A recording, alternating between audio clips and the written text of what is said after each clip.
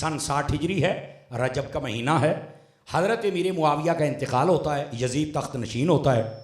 उसने दिमिश्क से पैगाम भेजा मदीने में कि 4 बंदे जल्दी जल्दी मेरी हिमायत कर दें, मेरी बैअत कर दें। पूछा कौन कौन से? एक हज़रत इमाम हुसैन पाक, दूसरे अब्दुल्ला बिन अब्बास, तीसरे अब्दुल्ला बिन ज़ुबैर, चौथे अब्दुल्ला बिन अब्बास। ये 4 हस्तियां। कहा जी ये मेरी बैअत कर दें, हिमायत कर दें। फिर उसको ये था कि ये जो 4 लोग हैं ना, ये चारों के चारों इस वक्त सारे लोगों के लिए मरकज की हैसियत रखते हैं और ये चारों के चारे बुजुर्गों की औलादें हैं। ये चारों बुजुर्गों की औलादें हैं। और हुन मेरे जुमले का मोल पाया जे, यजीद इन चारों का मुखालिफ हो गया। पता चला जो यजीदी होता है वो बुजुर्गों का भी मुखालिफ होता है, बुजुर्गों की औलादों का भी मुखालिफ होता है। बात समझ आई है? कोई नहीं आई आप हज़रात को? तो वो इन चारों का मुखालिफ हो गया। कहता था कि ये मेरी हिमायत कर, मैं जो कह रहा हूं वो मान जाए। क्यों भाई, तेनू जो समझ आई है असी कि मान जाइए? ये ऐसा नहीं हो सकता। इन चारों ने कहा कि हम ऐसे तेरी ना छुप छुप के हिमायत नहीं कर सकते। हमें पता चला कि तेरे मामलात में कोई संजीदगी नहीं है। जब तक वो संजीदगी नहीं आएगी तो हम तेरे हाथ में हाथ दे के या तेरी हिमायत करके ये ऐलान करके तेरी हुकूमत को मुस्तहकम कर सकते नहीं। बस इतनी बात थी।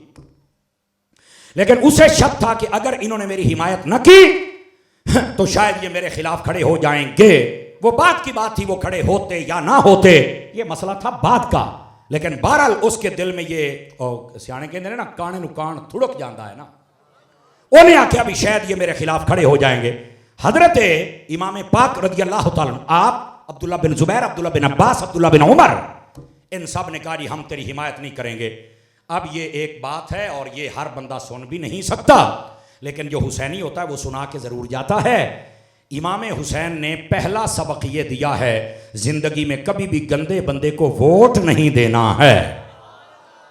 गल लो मैं कर छड़िए, मैं तुहानू आख्या सी तुहाडे कोल सुनी कोई नहीं जानी, लेकिन मैं कर छड़िए।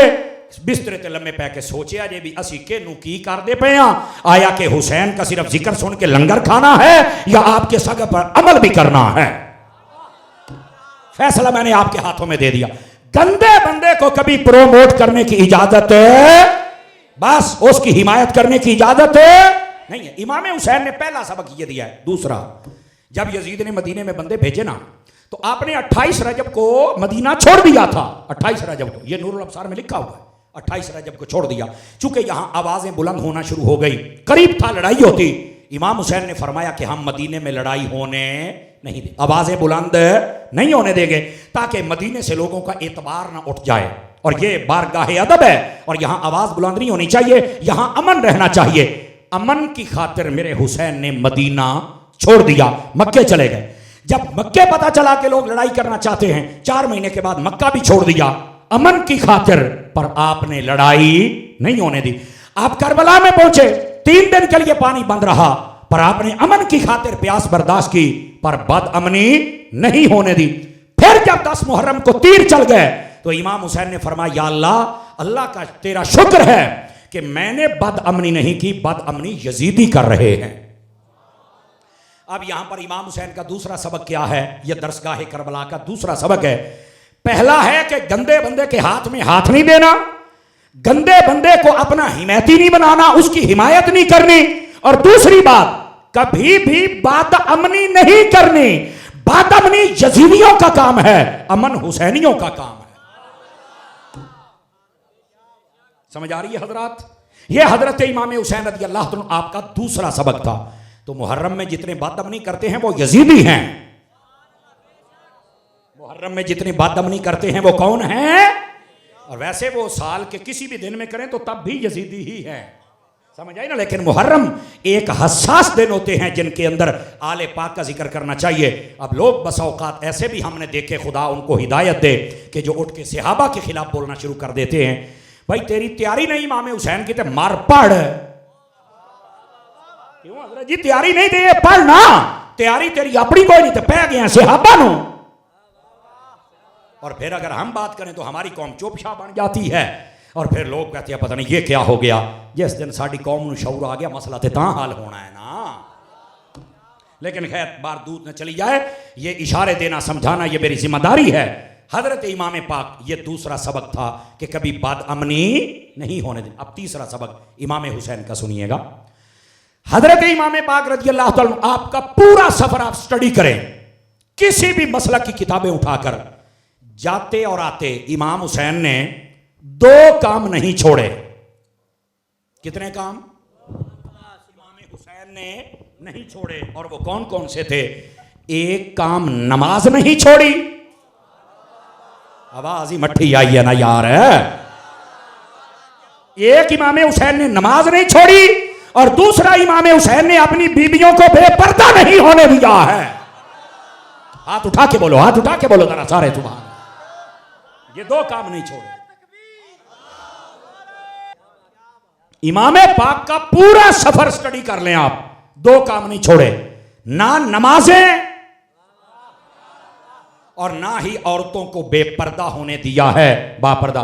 पता चला हुसैनी होता ही वो है जो नमाजें भी पढ़े और जिनकी औरतें भी बापर्दा रहें। और अगर बंदा ये काम नहीं कर सकता, उसको इमाम हुसैन का दोबारा जिंदगी का मुताला करना चाहिए, ताकि पता चले कि असल हुसैनी कौन होता है। अच्छा, अब आ जाइए जरा, एक बात और भी आपकी खिदमत में अर्ज करूं, तवज्जो है तो करूं। ये बार बार पूछना जरूरी है ताकि शौक बरकरार रहे और हम सबको पता। सबसे पहले इमाम पाक रज़ी अल्लाह तआला अन्हु, गंदे बंदे की हिमायत नहीं करनी, पहला सबक। बदअमनी नहीं करनी, दूसरा सबक। नमाज नहीं छोड़नी, तीसरा सबक। हाय मट्टे हो गए। औरतों को बेपर्दा नहीं होने देना, चौथा सबक। और आ जाइए 5वां सबक, ये भी करबला के खुतबों में ना हो, जो चोर की सजा मेरी। हजरत इमाम पाक रज़ी अल्लाह तआला अन्हु, आपने अपनी बहन साहिबा हजरत सैयदा ज़ैनब कुबरा रज़ी अल्लाह तआला अन्हा आपसे फरमाया, ऐ मेरी बहन, मुझे कसम उठा के मेरे साथ वादा कर, कल का दिन खूनी तुनू होने वाला है, तुमसे मंजर न देखा जाएगा। भाईजान फिर क्या करें? फरमाया, वादा कर के तुम कभी भी बेसब्री नहीं करोगी और अपनी आवाज को बुलंद नहीं करोगी, क्योंकि सब्र करना ये हमारे घराने की शान है। हाथ उठा के बोलो सारे प्यार के साथ, सब्र करना हमारे घराने की। अगर ये कसम ना उठवाई हो इमाम हुसैन ने, मैं कहता हूं जो चोर की सजा मेरी है। और इस पाक घराने ने सब्र करके दिखाया है।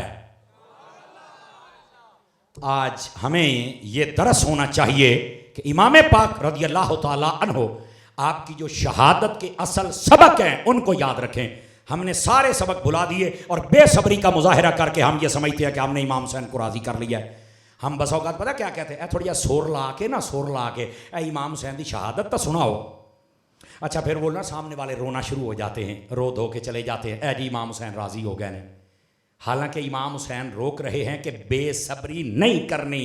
और वैसे भी मट्ठी जी मैं गल करा जो समझ आ जावे था, आला हज़रत साहब ने फरमाया कि बड़े यजीदियों ने जुल्म किए और इस बात का दुख हर मुसलमान के दिल में है, और अगर किसी के दिल में नहीं तो उसको इस दुख से मर जाना चाहिए कि मेरे दिल में ये दुख क्यों नहीं है।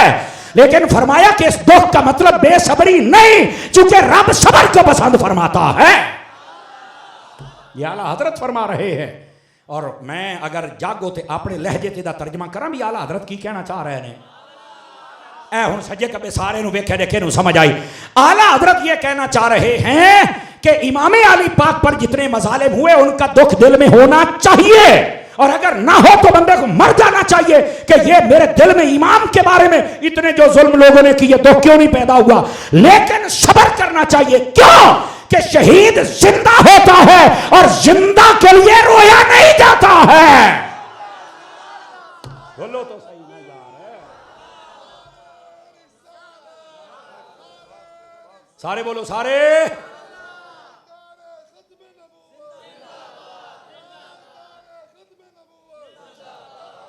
जज़ाकल्लाह। ओ बोलो लबैक दा नारा ला लो, लबैक दा।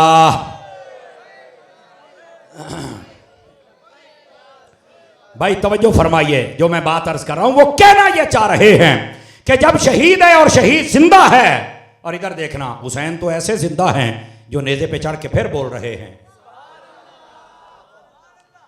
अल्लामा इब्ने असाकिर ने लिखा है इस बात को, वो जो कमरे में बांधा हुआ है ना, वो ये कहता नहीं ऐसा कुछ नहीं होया, चल परा झूठे जाइए।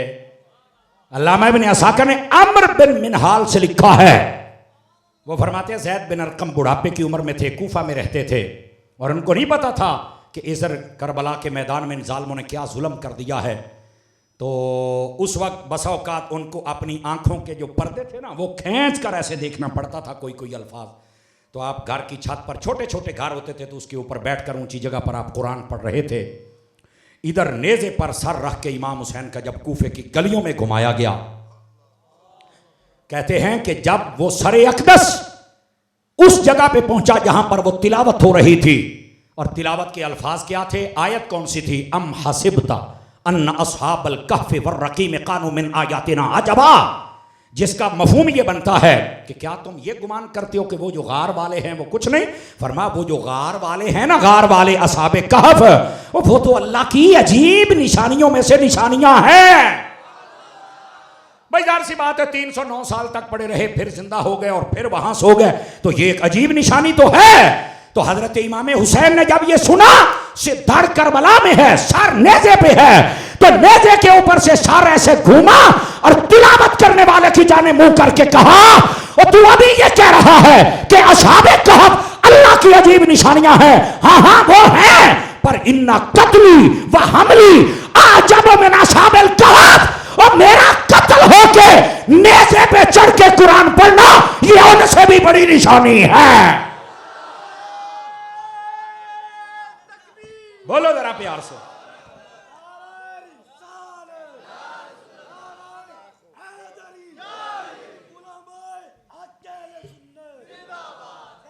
जज़ाकल्लाह, अल्लाह बरकत अता करे।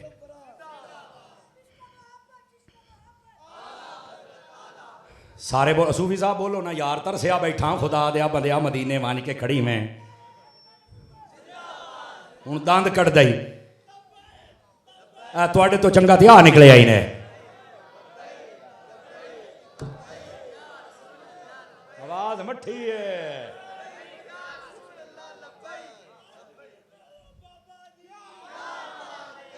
आ जा भाई आ जा। मैं जिन्हां दी गल करदा पिया उन्हां दे सदके सारियां दे बाबे दी क्या बात है। समझ आ रही है मेरी बात की कि कोई नहीं आ रही? बोलिए जरा सुभान अल्लाह प्यार के साथ। ये पानी पिलाने वाले बेटे बाहर निकल जाइए भाई, बाहर निकल जा, बाहर निकल जाओ ना, माहौल खराब होता पे है। इधर देखिए जरा प्यार से सुभान अल्लाह फरमाइए।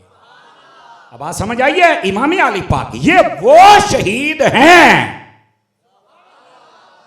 जो नेज़े पे चढ़ के फिर बोल रहे हैं, और धड़ करबला में है और सर यहां। और यहां पर एक और लतीफ बात बताऊं आप हजरात को, अगर आपकी तवज्जो हो तो। मैं हजरत अल्लामा साहब आपकी किबला तवज्जो चाहते हुए, और बिलखसूस वो दोस्त अहबाब इस कॉलोनी के जिन्होंने आपके साथ ताउन किया, मोहब्बत फरमाई, और कलोनी वाले हो, कलोनी के मालिक सने सारे सुन लो, तुसी जगह दी ताज महल भी बनया पे आ जाए। समझ आ रही है? अल्लाह ताला आपको जिसने इसमें कोई एक ईंट का हिस्सा मिलाया, खुदा आपको जज़ाए बेहतरीन अता फरमाए। तो जिन्ना अजे सोचा सी भी कुछ होएगा तो वेखांगे, तो अज हो गया जे जो होना सी। ठीक है, अपना हिस्सा मिलाइए, इस मरकज को कई मंजिलों तक ले जाइए, और यहाँ पर जब तुलबा पढ़ेंगे तो इंशाल्लाह देखना दुनिया भी बेहतर हो जाएगी और आखिरत भी बेहतर हो जाएगी। और ऐसे बंदे हर जगह मुयस्सर नहीं होते, मतलब जिनका हर हल्के में अल्लाह ने इज्जत से नवाजा हो। कई तुसी शहर वाले बंदे बेटे थोड़े छोटे मोटे वैसे काम फस जाते, हजरत अल्लामा साहब वैसे ही कढ़ा देंगे ने जनाब। समझ आ रही है? और फिर आपके बेटे एक बेहतरीन अहले सुन्नत के आलिम दीन, पूरी दुनिया में इस वक्त उनका नाम चमक रहा है, अल्लामा अवैस मुर्तज़ा नूरी साहब मेरे भाई हैं। समझ आ रही है जी? तो मैं कह रहा हूं कि हर एतबार से फिर मदरसा बना, हिफ्ज़ का अलग, दरसनामी का अलग, और हमारी अजीज़ा बहन बेटियों के लिए अलग। तो यार हमने तो दिल जला के सरेआम रख दिया है, हैं? हजरत अल्लामा तो सब कुछ कर रहे हैं, तो क्या मैं उम्मीद करूं कि हम भी इनसे मोहब्बत बढ़ाएंगे? बस इतनी सी अर्ज़ है आपसे। और यहाँ इस मरकज़ में चंदा भी दीजिए, बंदा भी दीजिए। चंदा दोगे तो चंगी जगह ते लग जाएगा, तो जे बंदा दोगे तो बंदे का पुत्र बना के दे देंगे इंशाअल्लाह। मोहब्बत की गल है, समझ गए हो? मुस्कुरा पे हो, मेरा काम हो गया जनाब। हाँ, और ऐसे अहले सुन्नत के इदारे होना बहुत ज़रूरी हैं। अल्लाह करीम आपको बरकत अता करे। और ये जो चमकती जबीनों वाले उलमा बैठे हैं, ये पढ़ने पढ़ाने वाले लोग हैं, इनके लिए भी दुआ किया करें, अल्लाह इनकी ज़िंदगियों में भी बरकत अता फरमा दे। वापस पलटिए, हज़रत इमाम पाक रज़ियल्लाहु ताला अन्हो, आपको अल्लाह ने वो ज़िंदगी अता फरमाई कि हर शहीद के बारे में ये कहा गया कि जिंदा है। इमाम हुसैन ने हो के दिखाया कि यूं जिंदा होता है। समझ आ रही मेरे दोस्तों को? अच्छा, अब हुआ क्या? अजीब और लतीफ़ बात यह है, ये जितने करबला के शहीद हैं ना, अदर मेरे देखा दे मेरे, इनके जो धड़ है ना, धड़ ये गर्दन से नीचे नीचे, ये करबला में दफन है। ये कहां दफन है? करबला में। और इनमें से अक्सर लोगों के सर ये मुल्क शाम में दफन है। मुल्क शाम दमिश्क उसका दारुल खिलाफा है, उसके अंदर एक कब्रिस्तान है, उसका नाम है बाबू सगीर। ये वही कब्रिस्तान है जिसके मेन गेट चौक के ऊपर अल्लामा इब्न असाकर की कब्र है।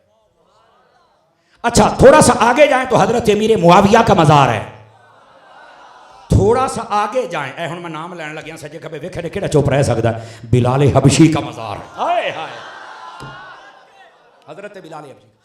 और ये वही शहर है जिसके अंदर हजरत दाहिया कल्बी का मजार है। और दाहिया कल्बी पता कौन है? जिसकी शक्ल में जिब्राइल मुस्तफा से मिलने के लिए आया करते। और यही वो शहर है जहां पर हजरत सैयदा ज़ैनब रज़ियल्लाहु तआला जो मैदान करबला में साथी, आपका मजार भी इसी शहर के अंदर है। और आपको एक और बात, हजरत सैयदा सुकैना का मजार भी यहां ही है। फिर चुप हो गए हो, फिर चुप हो गए हो, तगड़े हो जरा। और यही वो दमिश्क है जिसके अंदर हजरत उम्मे सलमा का मजार है। और उम्मुल मोमिनीन उम्मे सलमा पता कौन है? जिनको नबी पाक ने एक शीशी दी थी, उसमें मिट्टी थी। फरमाया, सलमा जिस दिन ये सर्ख हो जाए समझ लेना मेरा हुसैन शहीद हो गया है। ये हजरत उम्मे सलमा रज़ियल्लाहु तआला जज़ाकल्लाह, आपका मजार भी वहां है।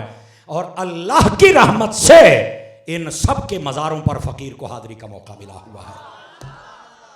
मैं इराक में भी गया हूँ, लबनान में भी गया हूँ, शाम में भी गया हूँ, करबला भी गया हूँ, नजफ भी गया हूँ, कूफा भी गया हूँ, बगदाद भी गया हूँ, सामरा भी गया हूँ, मूसल भी गया हूँ। ओए अल्लाह तो आनू भी ले जाए। पिछली अच्छा, अब जो मैं बात कहने लगा हूं, ये बात समझिएगा, ये डिटेल आपको क्यों बताई है।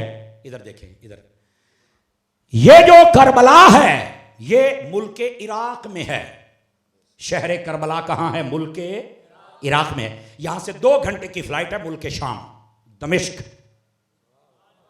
पूरे 2 घंटे लगते हैं, जितना कराची से इस्लामाबाद का सफर है, इतने सफर के बाद फिर दूसरा मुल्क आता है। और ये भी मेरा ख्याल है कि 1 घंटा 35-40 मिनट की फ्लाइट है, 2 घंटे होंगे तो ये पार टप जाएगा। यानी यहां से दुबई 2 घंटे लगते हैं, आसान बात समझ लीजिए, ठीक है। तो इतना सफर है, फिर आता है शाम। ये जो शहीदान करबला हैं, इनके जो धड़ हैं ये करबला में दफन है, और इनके जो सर हैं वो मुल्क शाम में दफन है। अब यहां एक सवाल आया। अब ये कमरे में बैठने वाला जाहिल तो कोई हाल नहीं करेगा। सवाल ये आया कि इनको जब सलाम करना है तो करबला में सलाम करें तब जवाब देंगे, या मुल्क शाम में जहां इनके सर दफन है वहां सलाम करें तो तब जवाब देंगे? अब सवाल तो है ना, भाई दाढ़ी इधर है, सारी इधर है, सलाम कहां करें तो कहां जवाब देंगे? जवाब सुनना, फरमाया जहां से भी करो ये सलाम भी सुनते हैं, जवाब भी अता फरमा देते। बल्कि एक और बात भी सुन लीजिए, सिर्फ सवाल ये नहीं, इसका जवाब आगे मुकम्मल करना है। अभी आला हज़रत साहब से फतवा रज़िया शरीफ में सवाल हुआ। आला हज़रत से बंदे ने सवाल किया कि आप ये बतलाएं कि हमें पता चला कि हज़रत अली का जो रोज़ा अक़दस है ये मुख्तलिफ अक़वाल रखता है कि ये रोज़ा कहाँ है, आप बताएंगे कि कहाँ है ताकि हम वहाँ पहुँच कर सलाम करें। ए आला हज़रत तो सवाल हो जाए, मफ़हूमन सुना रहा हूँ, जवाब सुनिएगा। आपने फरमाया कि एक कौल ये है कि नजफ में है, और एक कौल ये है कि कूफा में है, एक कौल ये है कि मदीना में है, और एक कौल ये है कि पता ही नहीं कि हजरत अली का मज़ार कहाँ है। चूंकि उस वक्त खारजी दुश्मनों का बड़ा जोर था तो इस वक्त छुपा दिया गया कि आपका मज़ार कहाँ है। ये 4 अक़वाल फरमा और भी हैं, लेकिन जी आला हजरत ने अगली गल की थी ना, इससे बोलोगे तो तकरीर होगी, नहीं तो छड़ देंगा।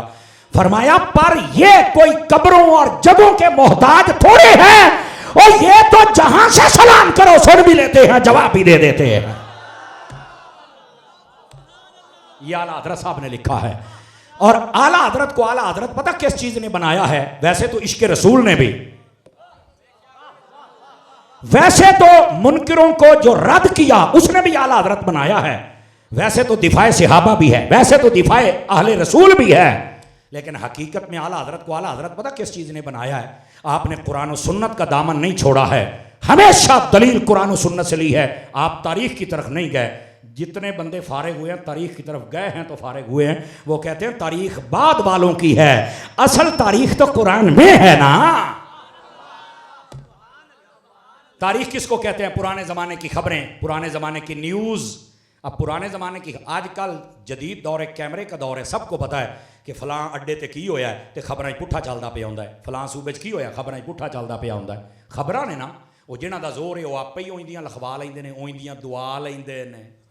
कहंदे ने राती डाला ही आया है बोतलां वाला, बोलो तो सही ना, राती डाला ही आया तो माहौल ही बदल गया है। तो मैं कह डाले अज तो नहीं आते, तो यजीद के दौर तो आते सन। ओए बोलो तो सही ना यार, ओ बह जा थले। तो ये जंज दे डाले उंज दियां गल्लां, लेकिन जो मैं बात कह रहा हूं ओ भाई जदीद दौर है, सबको पता होता है कि असल मसला की है, तो झूठ होंदा है खबरां दे विच। ते जदों दौर ही जदीद नहीं सी उदों कितना झूठ होएगा। ते फरमाया इन्हां खबरां अल ना जा, जे जाना ही तो कुरान दियां खबरां अल जाना, जिनके अंदर हमेशा सच होता है और कभी झूठ आ सकता। आला हजरत को आला हजरत इस चीज ने बनाया कि आप कभी भी इस तारीख की तरफ नहीं गए, आप जब भी गए हैं या रब के कुरान की तरफ या मुस्तफ़ा जान रहमत के फरमान की तरफ गए हैं। वैसे आला हजरत को एक और चीज ने भी आला हजरत बनाया है। आज भी नुकता दसी जावे जे जागते बैठे हो, गोडे छड़ो भाई थके बैठे हो। हलो सूफी आज तो लगता तेन को मालशिया लिया के देना पैना, बहुत ही थकिया बैठा है। तेरे नालों ए बाबा तकड़ा बैठा, यकीन कर। ए बाबे वर्गे दो बंदे मेरे सामने और बैठा दे तो मैं तज्जत ही तक जाना जे। ऐसा बाज़ौक बुजुर्ग बैठा है। अल्लाह बाबा जी थोड़ी सेहत बरकत अता कर छड़े। इधर देखिएगा, ये जवानों को जगाने का तरीका होता है मेरी जान। अगर ये साड़ी कौम ही सौ जाएगी तो जागना किने है?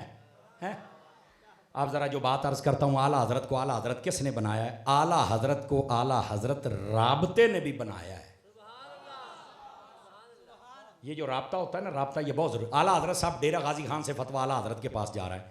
हालांकि आप बार्डर है ना, बार्डर तो भी 2600 किलोमीटर दूर अगे चले जाओ तो तां बरेली शरीफ आउंदा जे। माशाअल्लाह तुहाडी सुभान अल्लाह, तो भी सदके जावां माशाअल्लाह।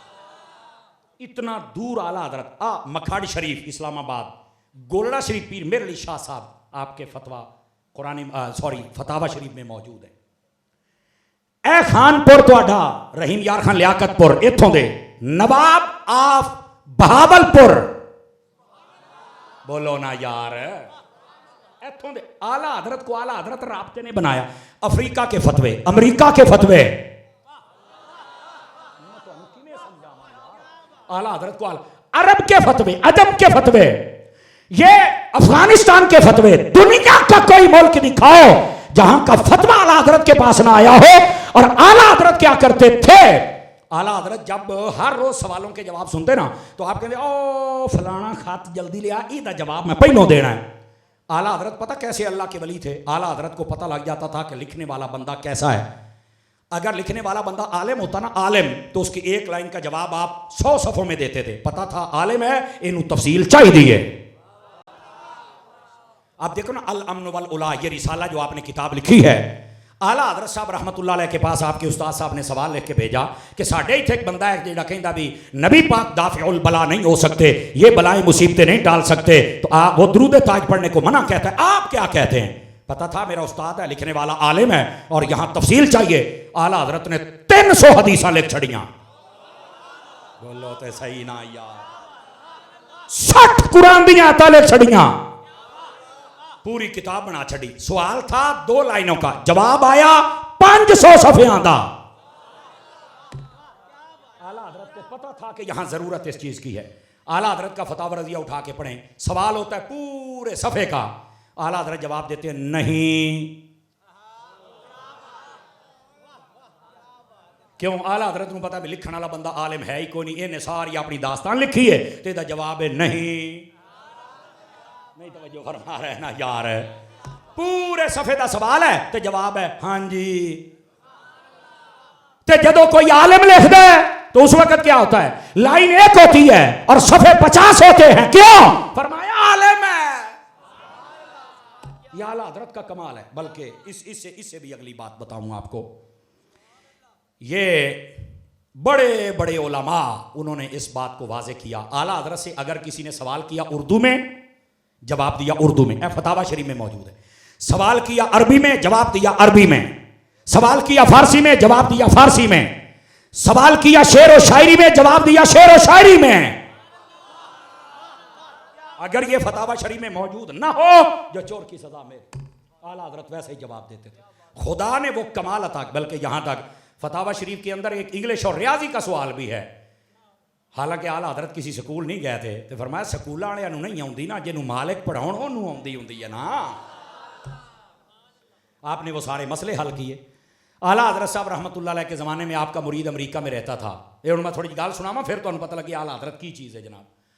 उत्थे ना अल्बर्ट नामी एक साइंसदान सी, दांद समझ गए ही होने हो, उन्हें आख्या कि 31 तारीख को ना एक बहुत बड़ा तूफान आने वाला है। उन्हें आख्या वो किवें आने वाला है? कहने लगा जी एक सियारा टुरिया फिरदा तो उन्हें सूरज के विच लगना, सूरज ने पाट जाना है, तो जो पाटना तो विचों हवा इन्नी तेज़ निकलनी है भी तुहाडा रहना कख नहीं जनाब। तो वह गल्लां बड़ियां मनियां जांदियां सन। उन्हें आख्या बचना किवें? उन्हें आख्या जमीनां दे विच ना टोए कढ लो, टोए तो विचों मोरे बना लो, इनू तुसीं तहखाने कह लो, गारां कह लो। उन्हें आख्या लुक जाओ उस तारीख नूं, तो तुहाडे पल्ले कख नहीं रहना। उत्थे रहिंदा सी आला हज़रत दा मुरीद। उन्हें आख्या भी यार ये बंदा तो एवं सारे त्रौ कड्ढी खलोता है, तो चलो मैं अपने अहमद रजा नूं ना पूछ लवां, हाय सदके जावां। उन्हें हजरत तो खत लिखे आला हजरत नूं भी यार साडा एक साइंसदान दे, उन्हें ना ये गल कर छड्डी, तो बंदे बड़े परेशान ने, इत्थे तो लोग टोए कड्ढे जांदे ने, तो हुण सानूं की करना चाहिए। आला हजरत साहब रहमतुल्लाह अलैह सारी उन्हें तफसील लिखी। आला हजरत ने अगर जो जवाब लिखा जरा गौर दे नाल सुनिया जे। आपने फरमाया कि जो साइंसदान है झूठ बोलता पिया है, उस दिहाड़े कुछ भी नहीं होना। ये तो कहते ना तेज़ हवा चलनी, तूफान आना है। फरमाया जे तेज़ हवा भी चल जाए तो मैनू फड़ लिया जे, क्यों? जेड़े सियारे का ये ना लेंदा है वो सियारा तो उस दिन उत्थे है ही नहीं, वो तो उत्थे खड़ा होना है। वो बोलो ना यार। आला हजरत ने फरमाया सियारा तो उत्थे है ही नहीं, तो ना टकराव होना है तो ना कुछ होना है। अच्छा भी हुण पार्टियां बन गई दो, एक पासे साइंसदानां वाले, दूए पासे बाबियां वाले। लो जी आला हजरत दा मलंग जिहड़ा है वो सारे कहण तुसीं लुक जाओ, वो कवे मैं लुकना नहीं।